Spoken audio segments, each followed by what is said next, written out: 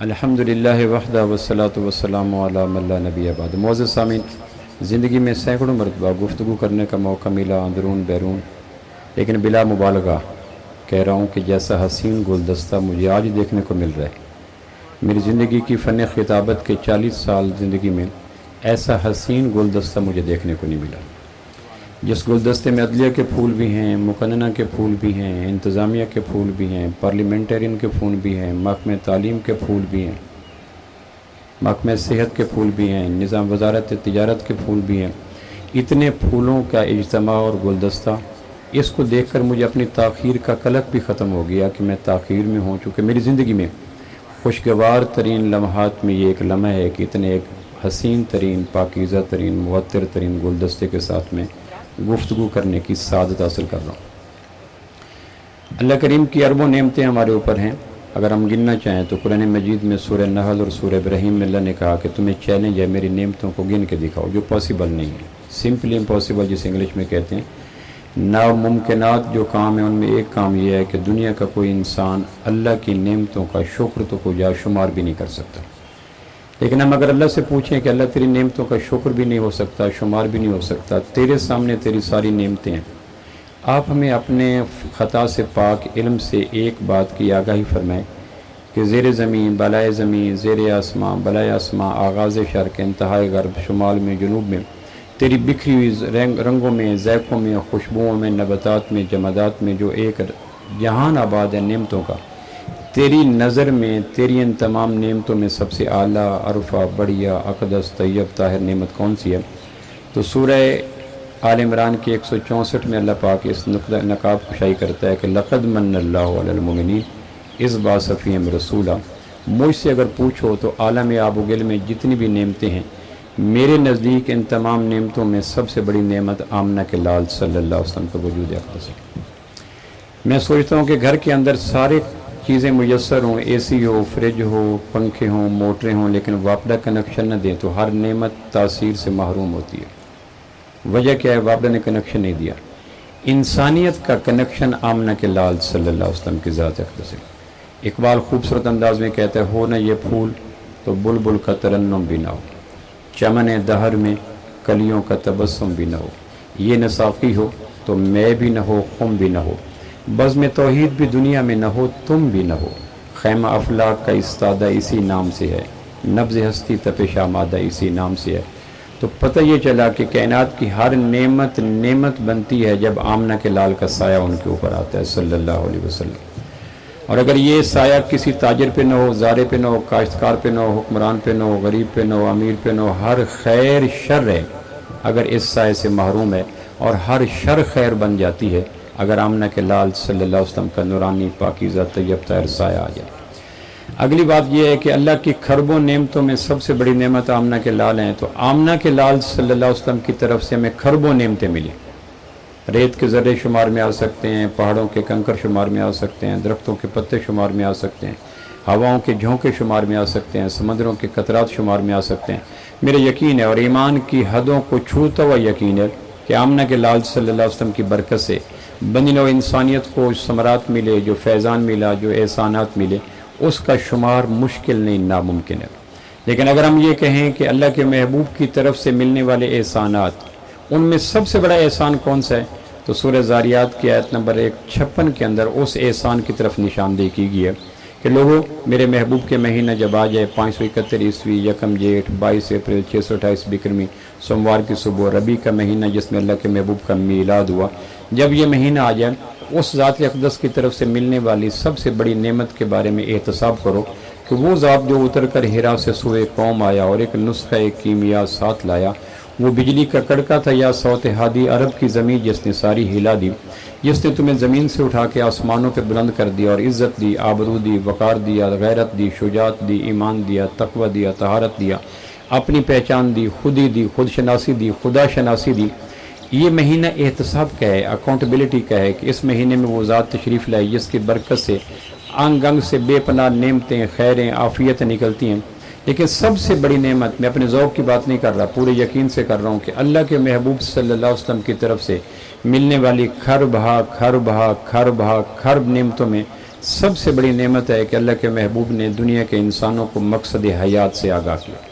تم دنیا میں کیوں آئے ہو؟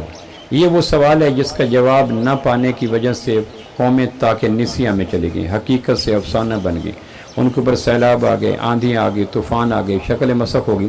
اور اگر ان کا فرد جرم دیکھیں قرآن کے پاکیزہ اورات میں تو ان کا فرد جرم ایک ہی تھا کہ یہ قومیں ذہین بھی تھیں، خوبصورت بھی تھیں، طاقتور بھی تھیں، توابنات بھی تھیں، جینیس بھی تھیں، لیکن زندگی کے عملی میدان میں ایک سوال کا جواب نہ پا سکی۔ وہ سوال یہ تھا کہ میں دنیا میں کیوں آیا؟ دنیا کا کوئی علم، فزکس ہو، کیمسٹری ہو، میتھ ہو، باٹنی ہو، زولوجی ہو، بڑے بڑے تھنک ٹینک، ان کو اپنے علم کی معراج پہ کھڑے ہو کر اس پاکیزہ، طیب اور بنیادی ترین، مہنگے ترین، قیمتی ترین سوال کا جواب دو کہ ہم دنیا میں کیوں آئے، تو میرا یہ یقین ہے اور دعویٰ ہے کہ دنیا کی کوئی یونیورسٹی، کوئی جامعہ، پاکستان کی ہو، بیرون کی ہو، اپنے علم کی بنا پہ اس مہنگے ترین سوال کا جواب نہیں دے سکتی کہ ہم دنیا میں کیوں آئے۔ جو فلسفیوں سے حل نہ ہوا، جو نکتہ وروں سے کھل نہ سکا، وہ راز کملی والے نے بتلا دیا چند اشاروں میں۔ آمنہ کے لال کی ذات اقدس پہ کھربوں کھربوں درود و سلام کہ انہوں نے ہمیں زندگی کا سب سے مہنگا، قیمتی، پاکیزہ، دور رس سوال کا جواب دے کر میری زندگی کو، اندھیری شب کو چراغ فکر جلا دیا۔ اب میں صرف اس بات کو عرض کرنا چاہتا ہوں چونکہ آپ کریم ہیں، ایلیٹ ہیں، نماز کا وقت قریب ہو رہا ہے، اختتام پہ مجھے آغاز دیا گیا، اس لیے میں اپنی بات کو سم اپ کر لیتا ہوں۔ قرآن مجید نے کہا وما خلقت الجن والانس الا لیعبدون کہ تمہارا دنیا میں آنے کا مقصد ایک ہی ہے کہ ابدیت کا تاج محل بنا کے کائنات میں ہو۔ تمہارا دنیا میں آنے کا مقصد ایک ہی ہے اور کوئی نہیں کہ ابدیت کی پوشاک پہن کے ہو، ابدیت کی قبا پہن کے ہو۔ یہ ہے میرا اور آپ کا مقصد حیات، وظیفہ حیات۔ اگر ہم اس کو پا گئے تو دونوں جہانوں کی ہر خیر ہمارے مقدر میں آ گئی۔ اب اگلی بات یہ کہ اللہ کے محبوب صلی اللہ علیہ وسلم کی طرف سے دو ٹوک دھلا ہوا، نتھرا ہوا مقصد حیات جو ملا، مقصد حیات ہے کہ وما خلقت الجن والانس الا لیعبدون کہ میں اور آپ دنیا میں اس لیے ہے کہ ابدیت کا تاج پہن لیں۔ ابدیت کیا ہے؟ تو میری آخری گزارش، میری اس بات کو ذرا سن لیجئے گا۔ ابدیت کیا ہے؟ آج کے لیکچر میں، آج کی نشست میں جس میں اس نے حسن انتظام بھی ہے، حسن انتخاب بھی ہے، کمال درجے کا خوبصورت نظام ہے، اگر آج کی نشست میں آپ پینڈا طے کر کے آئے، سفر طے کر کے آئے، وقت نکال کے آئے، اگر ایک چیز کا جواب لے کے چلے گئے تو پورے قرآن کا نچوڑ لے گئے، حدیث کا نچوڑ لے گئے، اسلام کا نچوڑ لے گئے، اور 6 موقعوں پہ کامیابی کی کلید لے گئے، دنیا کی عزت لے گئے، نزا کا کلمہ لے گئے، قبر کی وسعت لے گئے، پل صراط کی عافیت لے گئے، میزان کا جھکاؤ لے گئے، اور جنت میں انبیاء کا قرب لے گئے۔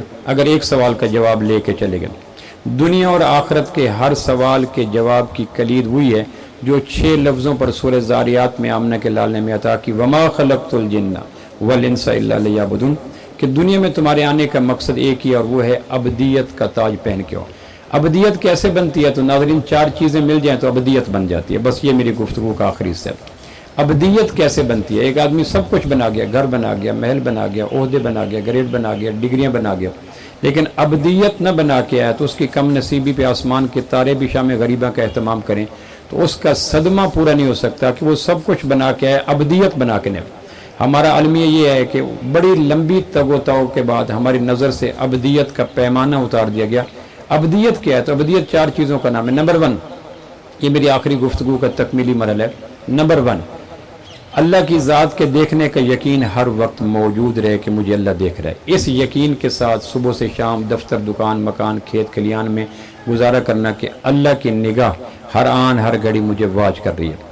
میں آج بھی ایک جگہ لیکچر دیتے ہوئے عرض کر رہا تھا کہ کائنات میں کھرب مخلوقات کو آنکھیں دینے والا، اس کی نگاہ سے کائنات کا کون سا عمل چھوٹ سکتا ہے؟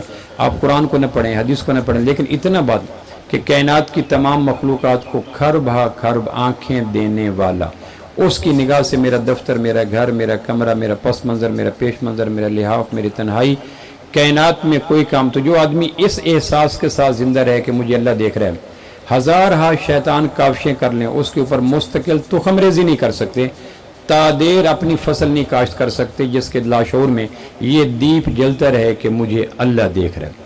یہ دیپ اگر بجھ جائے تو ہزار کاوشیں، ہزار تدبیریں، ہزار ایفرٹس بھی مل کر FLU، FIA، CID، task force, Shaheen force, elite force, بری فوج، بحری فوج، ہوائی فوج، یہ سارے مقدس اور پاکیزہ اور ضروری ادارے ہیں، لیکن میں پورے یقین کے ساتھ کہتا ہوں جس شخص کے دل و دماغ میں کم نصیبی سے کسی مادیت کی آندھیوں کی بنا پر اللہ کی ذات کے دیکھنے کا یقین کا چراغ گم ہو گیا، یہ ساری تدبیریں صدا بصحرا کے علاوہ کچھ بھی کام نہیں کر سکتی۔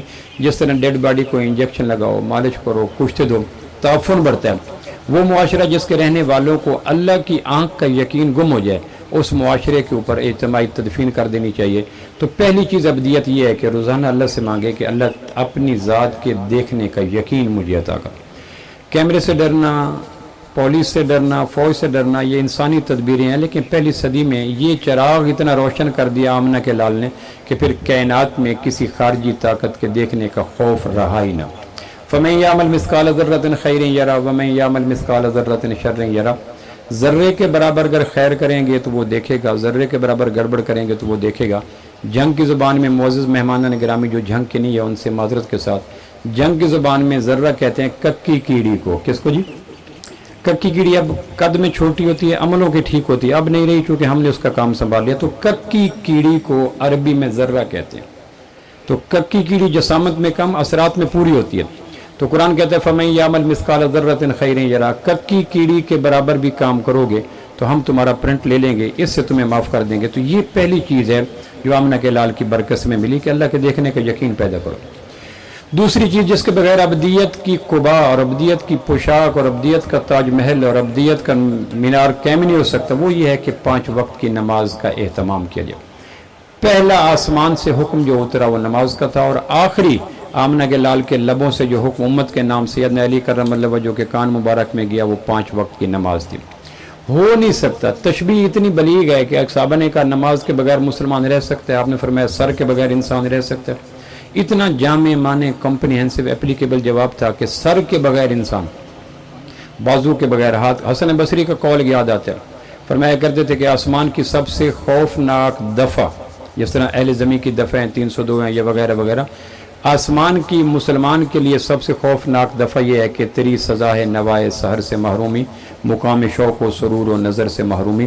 قدرت کسی کی پیشانی کو اپنے حضور جھکنے سے روک دے تو یہ سمجھ لے کہ زمین کے اوپر چلتا ہوا آسمان کا 302 کا فرد جا رہا ہے۔ اس لیے حسن بصری کہا کرتے تھے پروردگار پیرالائز کر دے، انگ انگ کو توڑ دے، لیکن میری پیشانی کو اپنے حضور سجدے و ریز ہونے کی نعمت سے محروم نہ کر۔ اس لیے علماء نے لکھا ہے کہ تیرنے والے پر بھی نماز فرض ہے اگر تیرتے ہوئے۔ میرا ایک دوست ہے منگلہ ڈیم میں تیراکی کے لیے جاتا ہے، اور جب اس کو منگلہ کی لہروں کے بیچ میں زور کی اذانیں آتی ہیں تو اس وقت وہ منگلہ کی لہروں کے اوپر عالم تصور میں سجدہ ریز کرتا ہے، لہریں گواہ ہوتی ہیں اور آسمان کا خالق کہتا ہے۔ یہ ہے وہ پہلی صدی کا مسلمان جو نماز پہ کس صورت میں بھی کمپرومائز کرنے کے لیے تیار نہیں ہے۔ تو دوسری چیز جو میں اور آپ کوشش کریں آج لے جائیں، ساری چیزیں اپنے کسی غم گسار کی شفقتوں کا یہ خوب میں نے سلا دیا، جو میرے غم میں گھلا کیا میں نے اس کو دل سے بھلا دیا، جو جمال روح حیات تھا، جو دلیل راہ نجات تھا، اسی راہ بر کے نقوش پاک و مسافروں نے مٹا دیا۔ تیرے حسن خلق کی ایک رمق میری زندگی میں نہ مل سکی، میں اسی میں خوش کے شہر کے در و بام کو تو سجا دیا۔ میں تیرے مزار کی جالیوں ہی کی مدحتوں میں مگن رہا، تیرے دشمنوں نے تیرے چمن میں خزاں کا جال بچھا دیا۔ تو دوسری چیز آج اللہ سے مانگیں، یہ موسم ربی ہے، ربی میں ہر پودے کے اوپر کونپلیں آ جاتی ہیں۔ ہم دیہاتی لوگ ہیں، جنگ بیسیکلی دیہاتی شہر ہے، پس منظر ہمارا دیہات ہے۔ ماہ ربی میں موسم بہار میں اگر اجڑے پودوں کے تنوں کے اوپر سبز کونپلیں نہ آئیں تو مالی آسانی سے کاٹ کے جلا کے راکھ کر دیتا ہے۔ ربیع الاول کے مہینے میں جس آدمی کے ایمان کے پودے پہ نماز کی شاخ نہ کھلے، نہ کھلے، نہ پھوٹے، اس کو اپنے متعلق نظر ثانی کرنی چاہیے کہ نماز ماہ ربی میں آغاز کیوں نہیں ہوا۔ اس لیے دوسرا کام میں اور آپ ابدیت کے حوالے سے 5 وقت کے، اور تیسرا قدر مشکل ہے اور قدر ضروری ہے۔ حضرت عثمان رضی اللہ سے کسی نے پوچھا میری نماز قبول ہوئی ہے یا نہیں، اس کی پہچان کیا ہے؟ کہ اگر نماز کے بعد رزق حلال کا شوق پیدا ہو جائے تو مبارک و آسمان کی بارگاہ میں نماز کنارے جا لگی ہے، اور اگر نماز کے بعد رزق حلال کا شوق نہ ہو اور رزق حرام اس طرح لگا رہے تو پھر ایک بیکار لذت کے علاوہ کچھ نہیں ہے، چونکہ عبادات تاثیر رکھتی ہیں۔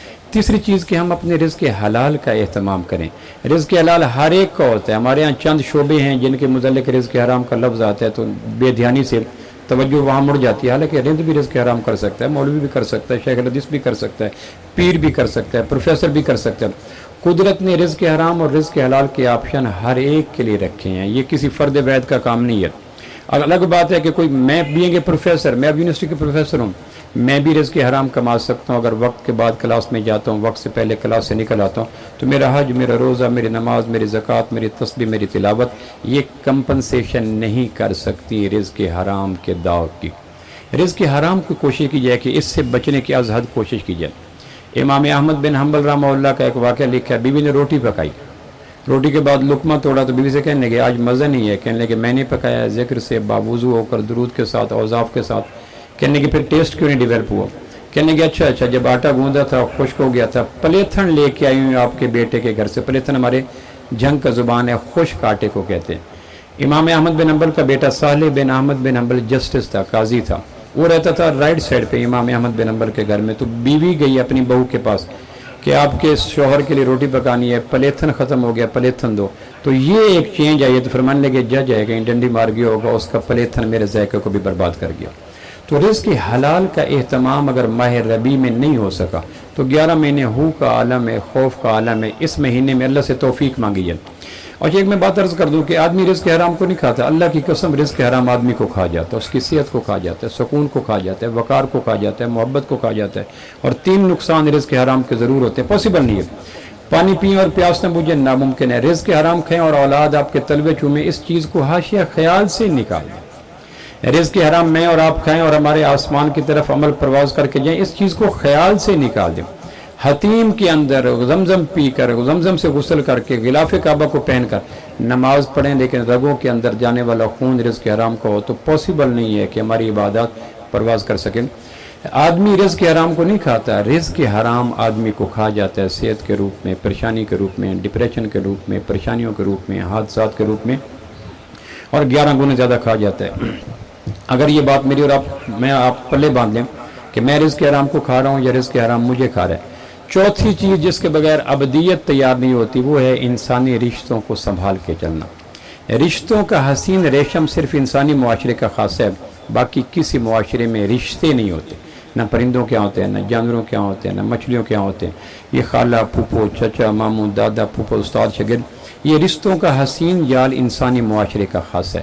انسان وہ ہے جو ریشمی ان دھاگوں کو ٹوٹنے نہ دے، چاہے انار ٹوٹے، چاہے سرمایہ ٹوٹے، چاہے پیسہ ٹوٹے۔ رشتوں کو بچا کے چلنا یہ ابدیت کی چوتھی نشانی ہے۔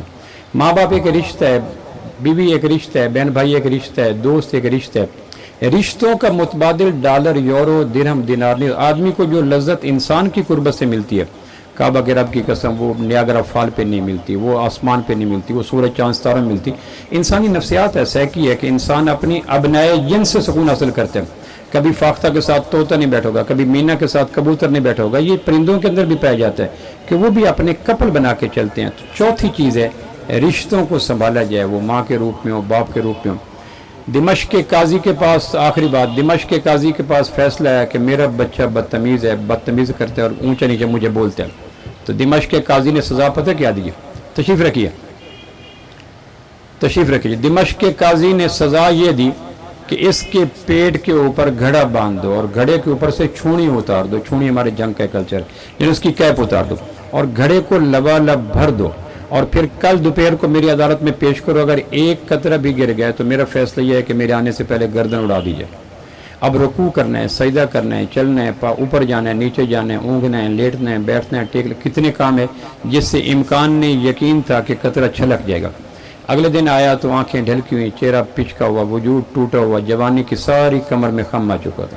تو اندلس کے قاضی نے پوچھا کیا ہوا؟ کہنے لگے مٹکے نے توڑ دیا۔ تو کہنے لگے تیرے جیسے مٹکے کو ماں 9 مہینے لے کے چلتی رہی تھی، تو ایک دن کے بے جان مٹکے کے پانی نے تیری کمر کو توڑ دیا۔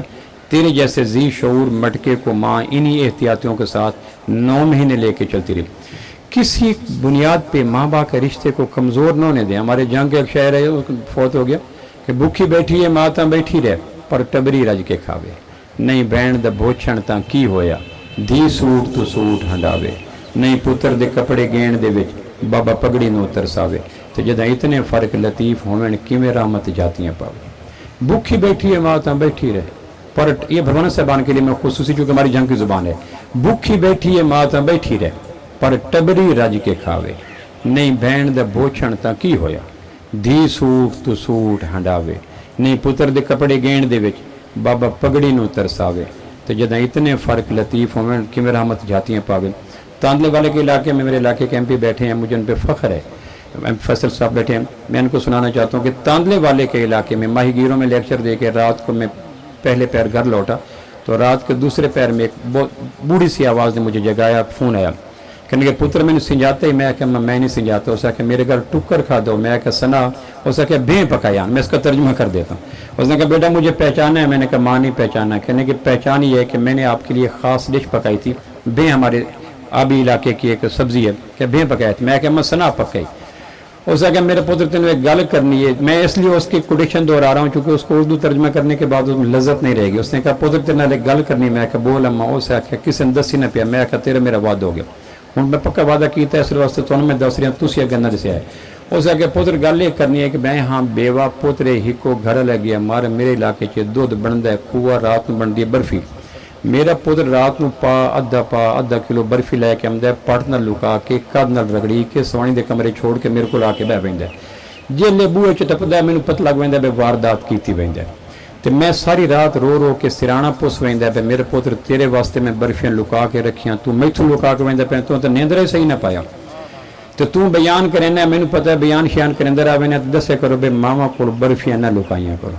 میں کہ ہمارے علاقے دے پاٹی وکھرے, برفی وکھریاں, کداں وکھریاں, میں کہڑے کڑمے نوں سمجھاواں. اس آ کے تو گل کر چھوڑی, جڑا زور نال ہسے سمجھ لیں وہ کانا ہو سی, اس کو انہیں گڑبڑ کیتی ہونی, ہن تسی ہس روک لویا. اس آ کے میرے پتر تو گل کر چھوڑی, جن دے اندر کان اسی نے باویں پٹ کوئی ہوے, برفی کوئی ہوے, شاپر کوئی ہوے, کداں کوئی ہوے, لکا کے نہ ٹورو کرو, ماما تھا مری بن جائے. رشتوں کو سنبھالنے, بہن بڑی نعمت ہے, بھائی بڑا نعمت ہے. 5 مربع 10 مربع 20 کروڑ 2 خرب, اللہ کی قسم اس بھائی کی ایک سمائل کے اوپر قربان کیے جا سکتے ہیں. حجاج بن یوسف نے 3 آدمیوں کو قتل کرنے کا حکم دیا. ایک عورت دیوانہ وار رو رہی تھی, بی بی کیوں رو رہی ہو, کہ اس میں ایک بیٹا ہے, ایک شوہر ہے, ایک بھائی ہے. حجاج کو نہ چاہتے ہوئے ترس ہے کہ بی بی ایک چن لو. اب ایک طرف بیٹا, ایک طرف بھائی, ایک طرف شوہر. شادی کے بعد نیا زندگی کا سفر شروع ہو جاتا ہے. شوہر آ جاتا ہے تو وہ ویکم پر ہو جاتا ہے, بچہ آ جاتا ہے تو شوہر بہاندی قدم چلا جاتا ہے. تو اس نے کہا بی بی ایک چن لے. اس نے کہا مہربانی کر تینوں دے دے, کہنے ایک چن لے. تو وہ بڑی بادرینہ خاص تھا, بوجھل قدموں کے ساتھ ہونٹوں کو چباتی ہوئی, ایک ایک پاؤں مان کے رکھتی ہوئی جا کر اس نے بھائی کا ہاتھ پکڑا, کہنے کہ بھرا دے دے, باقی ہر شے ختم ہو گئی. جس فیکٹری چو بھرا جم کے پلیائی وہ فیکٹری بند ہو گئی. اللہ چاہسی تو گھر والے مل ہوئے سی, اللہ چاہسی تو پوتری مل ہوئے سی, پر جتوں اے ہیرا تیار ہوئے وہ ہیرا ہی مر گئے. حجاج خوش ہے, اسے کہ لے بی بی تیرے اس جواب دی صداقت دی بنا تے میں باقی 2 ہی رہا کر دینا. بھراواں نوں دات نہ لاؤ, بہناں نوں دات نہ لاؤ, ماں پیو نوں دات نہ لاؤ, رشتیاں نوں دات نہ لاؤ, دوستاں نوں دات نہ لاؤ. جو آدمی رشتوں کے کاٹنے میں فیاض ہوتا ہے, گریجولی وہ پستیوں کا سفر شروع کر دیتے. چھوٹی چھوٹی آنا ہے, جنازے آ کے پیسے نہیں پڑتے, پراڈو نہیں پڑتی, پجارو نہیں پڑتے, رقبے نہیں پڑتے, پلازے نہیں پڑتے, جنازے انسان پڑتے ہیں. انسانوں کو کم تر نہ کریں, بہتر ہے مہو مہر پہ ڈالو نہ کمندیں. انسان کی خبر لو کہ وہ دم توڑ رہا ہے. شہر کے ماحول میں بھی سانپ 100 قسموں کے ہیں. جوگیوں پھیرا ادھر بھی ایک ویرانے کے بعد. میں سم اپ کر دیتا ہوں, اللہ کی ذات کا یقین مانگا کریں. اگر یہ نہیں ہے تو ہم ڈیڈ باڈی ہیں, لاش ہیں, میت ہیں. ہر بیماری یوں آئے گی جیسے نشیب پہ پانی آتا ہے, اگر اللہ کی ذات کا یقین نہ رہا. غیر اللہ کی آنکھ سے خوف زدہ ہو کر گناہ چھوڑنا گناہ سے بڑا گناہ ہے. افسر دیکھ رہے, باس دیکھ رہے, کیمرہ دیکھ رہے, ان بنیادوں پہ گناہ چھوڑنا گناہ سے بڑا گناہ ہے. چونکہ باقی گناہ اعتقادی ہوتے ہیں, یہ گناہ شرک کا بن جاتا ہے. دوسرا یہ کہ 5 وقت کی نماز پہ کمپرومائز نہ کریں, نماز ہر حال میں دہرائیں. ابراہیم علیہ السلام نے بیت اللہ بنا لیا, جبریل علیہ السلام نے آ کے کہا جو مانگو ملے گا. اس وقت قبولیت کی دعائیں آ چکی ہیں. تو ابراہیم علیہ السلام جد الانبیاء ہیں, اولو العزم پیغمبر ہیں, 4,000 نبیوں کے باپ ہیں. ان کی لبوں پر تعمیر بیت اللہ کے مقبول ساتوں کے موقع پہ دعا کیا ہے, رب اجعلنی مقیم الصلاۃ ومن ذریتی, اللہ مجھے اور میری اولاد کو نماز جاندار بنانے کی توفیق نصیب فرما.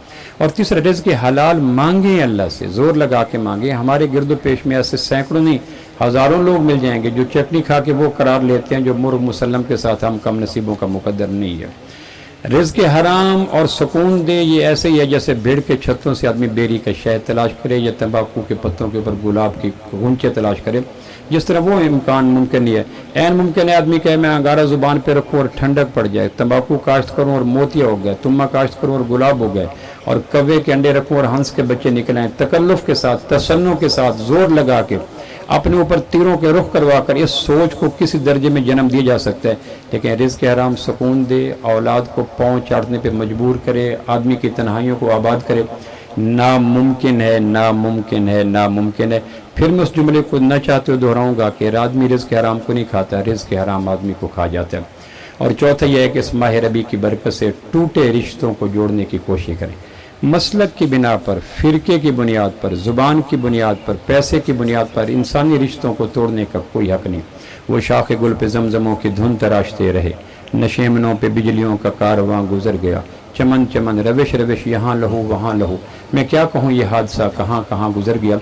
तकमील का साल था 10 हिजरी और नजरान के पादरी है जो ईसा को आखिरी रसूल, इंजील को आखिरी किताब, न अल्लाह के महबूब को नबी मानते हैं, न कुरान को किताब मानते हैं, न इस्लाम को दीन मानते हैं, न बैतुल्लाह को तवज्जुहात का मरकज़ मानते हैं, न कुरान को। वो आए और उन्होंने आके आमना के लाल से कहा हमने इबादत करनी है टुवर्ड्स ईस्ट, मशरक़ की तरफ रुख करके। तो अल्लाह के नबी ने मस्जिद नबवी को अपनी मौजूदगी में सहाबा को फारिग करा के नजरान के पादरियों को मस्जिद नबवी में इबादत करने का हक़ देकर रवादारी के कुंचे नहीं फाटक खोल के रख दिए कि गर्दनें न मापा करो, हर एक को जीने का हक़ है, ज़िंदा रहने का हक़ है। मसलक की बिना पे, फ़िरके की बिना पे मैं गर्दनें मापूँ, इस्लाम के दामन में इसका कोई जवाज़ नहीं है। बहुत शुक्रिया, मुझे गुमान नहीं था कि आप हज़रात इतनी तवज्जो के साथ सुनेंगे, चूँकि सरकारी तकारीब में सबसे कम चीज़ तवज्जो होती है। तो मैं इस हवाले से मायूस हुआ था और मैं बार बार, चूँकि मेरे शागिर्द अजीज़ थे बरवाना साहब, और उन्होंने साथ मैंने कई खाने इकट्ठे खाए, कई शामें इकट्ठी गुजरी, 1.5-2 साल हम चनाब कॉलेज में पढ़ते पढ़ाते रहे। तो इनको 28 साल के बाद वो उस्ताद शागिर्द का ताल्लुक़ याद आया। तो इन्होंने कहा सर मैं आपका शागिर्द हूँ। तो मैंने कहा बिस्मिल्लाह मैं हाज़िर हो जाता हूँ। बग़ैर मतलब के राब्ते रखना हर एक के बस का रोग नहीं होता भाई फैसल, ये नामुमकिन है, औखा काम है। बग़ैर मतलब तो राब्ते रखना ये बहुत औखा काम है।